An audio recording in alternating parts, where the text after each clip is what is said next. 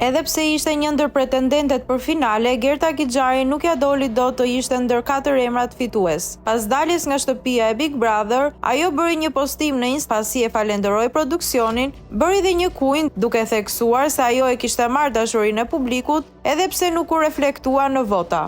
Pas një udhëtimi të gjatë dhe të paharrueshëm në Big Brother VIP, dola nga shtëpia me zemrën plot mirënjohje. Faleminderit secilit për ju që më keni përkrahur, që më keni qëndruar pranë me fjalët, votat dhe dashurinë tuaj. Kjo përvojë do të ishte krejt të ndryshe pa mbështetjen tuaj të jashtëzakonshme.